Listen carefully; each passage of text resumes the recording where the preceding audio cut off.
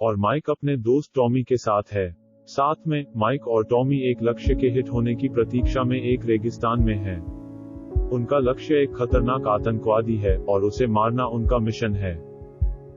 कुछ घंटों के इंतजार के बाद लोगों का एक समूह आता है और ऐसा लग रहा है कि कोई शादी समारोह होने वाला है। उनका टारगेट भी उस शादी का हिस्सा बनने पहुंच गया है। माइक अपने लक्ष्य पर निशाना लगाता है, लेकिन इससे पहले कि वह ट्रिगर खींच पाता, दूल्हा सामने आता है और माइक के लक्ष्य को अवरुद्ध कर देता है। माइक सुनिश्चित नहीं है कि क्या करना है, लेकिन उसे दूल्हे और उसके मुख्य लक्ष्य दोनों को गोली मारने का आदेश मिलता है। माइक अभी भी निश्चित नहीं है कि क्या वह अपनी शादी के दिन किसी व्यक्ति को मारना चाहता है। टॉमी माइक से कहता है कि वह ज्यादा सोचे नहीं और सिर्फ ट्रिगर खींचे। तभी एक गार्ड माइक के स्नाइपर के प्रतिबिंब को देखता है और सभी को सचेत करता है। यह सोचकर कि उनके ऊपर कोई है, वे सभी माइक के निर्देशन में शूटिंग करने लगते हैं। माइक और टॉमी गार्डों के साथ युद्ध में शामिल होते हैं, जबकि लक्ष्य बच निकलते हैं। माइक और उसके दोस्त की संख्या निश्चित रूप से पहरेदारों से अधिक है। ऐसे में उनके पास अपनी स्थिति को छिपाने और सुरक्षित रखने के अलावा कोई विकल्प नहीं है। वे एक चट्टान के पीछे छिप जाते हैं, लेकिन गार्ड अपने वाहन में तेज होते हैं। वे माइक और टॉमी को ढूंढने ही वाले हैं, लेकिन सौभाग्य से एक रेतीला तूफान आता है और पहरेदार अपनी जान बचाने के लिए जल्दी से उस जगह को छोड़ देते हैं। हालांकि माइक और टॉमी रेत के तूफान में फंस जाते हैं और रास्ता भटक जाते हैं। वे अपने आधार के साथ संवाद करते हैं और निकटतम गांव में जाने का निर्देश प्राप्त करें, जो जहां से 5 घंटे की दूरी पर है। रेत का तूफान रुक जाता है और वे धीरे धीरे और स्थिर रूप से निकटतम गांव की ओर बढ़ते हैं। कुछ क्षण बाद एक संकेत उनकी ओर उड़ता हुआ आता है। यह एक खतरे का संकेत है और माइक कहते हैं कि उन्हें आगे नहीं जाना चाहिए। उनका मानना कि उनके आगे का क्षेत्र खानों से भरा हो सकता है और चलने के लिए सुरक्षित नहीं है। लेकिन टॉमी माइक की सलाह को नजरअंदाज करने का फैसला करता है। उनका कहना है कि उन्हें गांव पहुंचना होगा, नहीं तो वे रेगिस्तान में निर्जलीकरण से मर जाएंगे। माइक आगे नहीं बढ़ना चाहता है, लेकिन उसके पास टॉमी के साथ आगे बढ़ने के लिए जोर देने के साथ कोई विकल्प नहीं है। टॉमी माइक के आगे चलना शुरू कर देता है, उसे दिखाने के लिए कि क्षेत्र सुरक्षित था। लेकिन तभी टॉमी के नीचे एक खदान में विस्फोट हो जाता है और वह अपने दोनों पैरों को खो देता है। टॉमी को बचाने के लिए माइक एक कदम आगे बढ़ता है, लेकिन वह एक क्लिक ध्वनि सुनता है। माइक का मानना कि उसने भी एक खदान पर कदम रखा है और अगर वह 1 इंच भी अपना पैर हिलाता है तो वह भी टॉमी की तरह खत्म हो जाएगा। यह वास्तव में बहुत परेशान करने वाली स्थिति है, लेकिन माइक अपना संयम बनाए रखने की कोशिश करता है और टॉमी को अपने रेडियो का उपयोग करने के लिए अपने बेस कैंप से संपर्क करने और मदद मांगने के लिए कहता है। लेकिन टॉमी बहुत दर्द में है और कुछ नहीं कर सकता। वह अपने पैरों में दर्द निवारक का इंजेक्शन लगाता है और अपने शरीर के कुछ दर्द को कम करता है। फिर वह उनके आधार से संपर्क करने के लिए रेडियो का उपयोग करता है, लेकिन रेडियो कनेक्शन बनाने में विफल रहता है। अपने दोस्त को ऐसी हालत में देखकर माइक कहता है कि वह अपना पैर खदान से हटा लेगा। उनका कहना है कि खदानें शायद बहुत पुरानी हैं और ठीक से काम नहीं करेंगी। लेकिन टॉमी नहीं चाहता कि माइक उसके लिए अपनी जान जोखिम में डाले, तो वह अपनी बंदूक निकालता है और उसके सिर पर निशाना लगाता है। टॉमी माइक से कहता है कि उसे जीवित रहना है चाहे कुछ भी हो, और फिर उसने खुद को गोली मार ली। और अब माइक इस रेगिस्तान में अकेले फंस गया है, उसके पैर एक खदान के ऊपर हैं। वह नहीं जानता कि क्या करना है, इसलिए वह पहले खुद को शांत करने की कोशिश करता है। वह अपने फावड़े को कुल्हाड़ी से बांधता है और इसका इस्तेमाल रेडियो के साथ बैग को अपने पास खींचने के लिए करता है। वह रेडियो प्राप्त करता है, लेकिन बैटरी को खाली पाता है। उसे पता चलता है कि अतिरिक्त बैटरी टॉमी के बैग में है। लेकिन माइक चालाक है, वह रेडियो को बिजली देने के लिए सौर ऊर्जा का उपयोग करता है और अंत में अपने आधार से संपर्क करने का प्रबंधन करता है। वह उन्हें सब कुछ और टॉमी की मौत के बारे में भी सूचित करता है। वह उसे बचाने के लिए मदद मांगता है। उसके वरिष्ठ ने उसे सूचित किया कि वह जिस स्थान पर था वह रेतीले तूफानों से ग्रस्त था, इसलिए हवाई बचाव दल भेजना असंभव था। माइक को बताया जाता है कि पैदल एक बचाव दल भेजा जाएगा, लेकिन उन्हें उस तक पहुंचने में करीब 52 घंटे लगेंगे। अभी अगर माइक को अपनी जान बचाना है तो उसे 52 घंटे धैर्यपूर्वक वहां रहना होगा। माइक अपने दोस्त टॉमी की मौत से टूट गया है। वो जिंदा इस स्थिति से बाहर निकलना चाहता है। वो खुद को ऊर्जावान बनाने के लिए एनर्जी बार खाता है और तेज हवा से रैपर उड़ जाता है। माइक देखता है कि रेत का एक बड़ा तूफान उसकी ओर आ रहा है। वो जल्दी से अपना मुखौटा पहन लेता है और अपनी बंदूक का उपयोग समर्थन के रूप में करता है ताकि तूफान से उड़ा न जाए। तूफान माइक तक पहुंचता है और यह वास्तव में मजबूत है। माइक 1 इंच भी आगे बढ़े बिना दृढ़ता से अपनी जमीन रखता है और मुश्किल से तूफान से बच पाता है। तूफान उसके दूर जाने के बाद माइक अपनी आंखें खोलता है और पाता है कि टॉमी का मृत शरीर हवा से उसकी ओर उड़ गया था। वो टॉमी के बैग से रेडियो बैटरी निकालता है, लेकिन उसकी किस्मत खराब हो जाती है क्योंकि वो देखता है कि रेडियो के साथ उसका बैग उससे बहुत दूर उड़ा दिया गया था। माइक अपनी बदकिस्मती पर यकीन नहीं कर पाता और हंसने लगता है।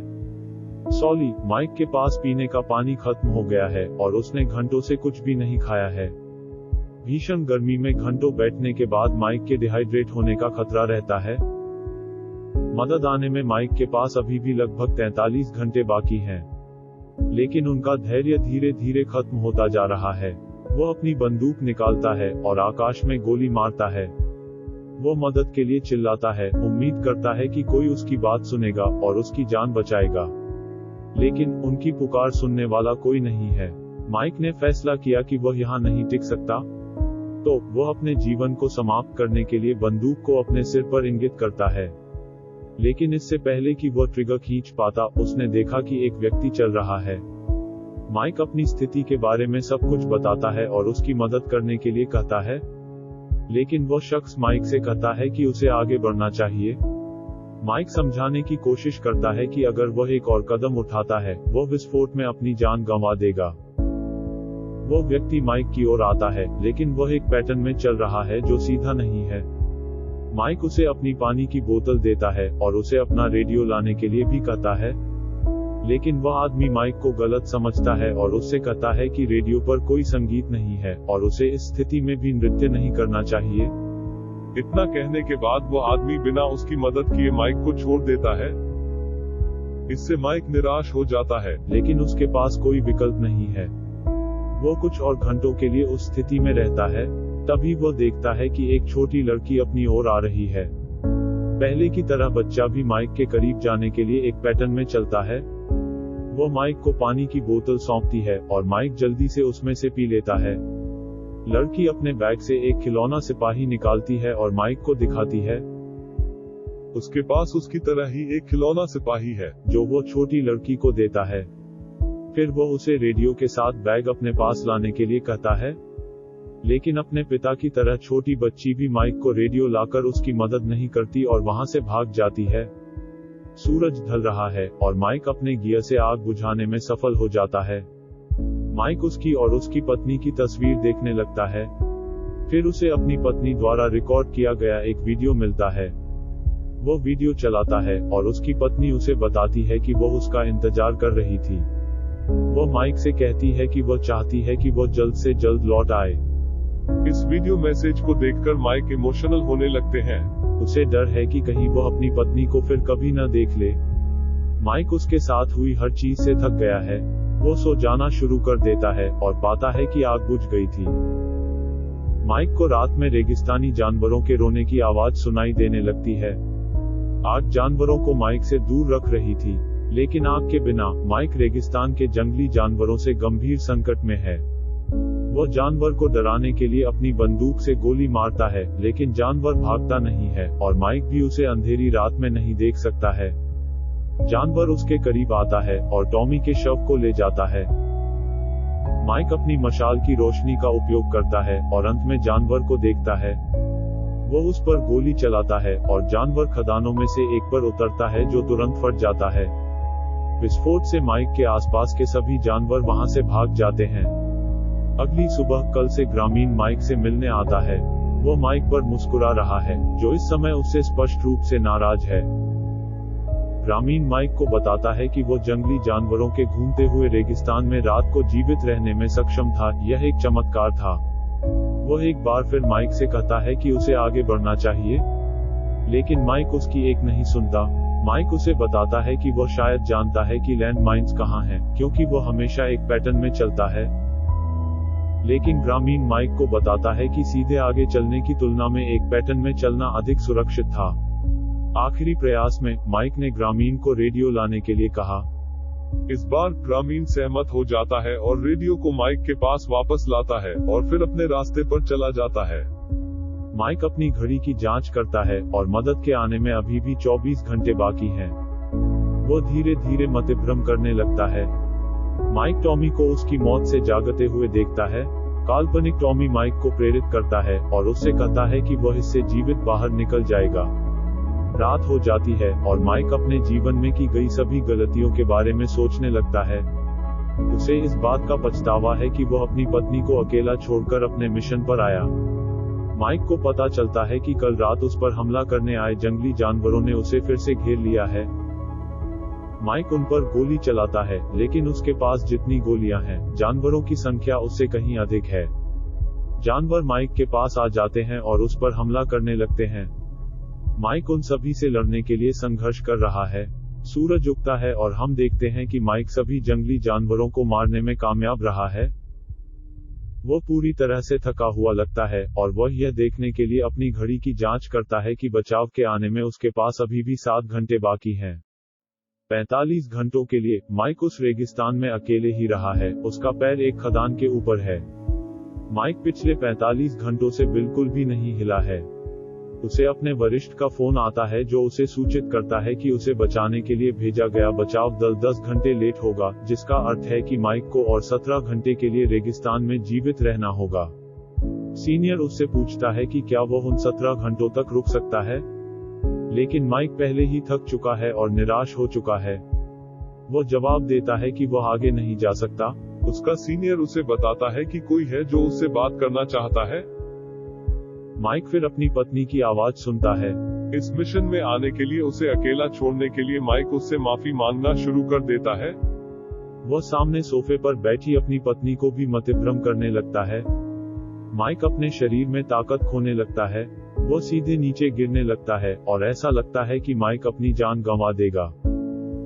लेकिन इससे पहले कि माइक के पैर खदान से हटे, ग्रामीण माइक को पकड़ने और खदान को विस्फोट से बचाने के लिए समय पर वहां पहुंच जाता है। फिर ग्रामीण माइक को बताता है कि उसने भी एक बार एक खदान पर कदम रखा था जिससे उसका पैर निकल गया था।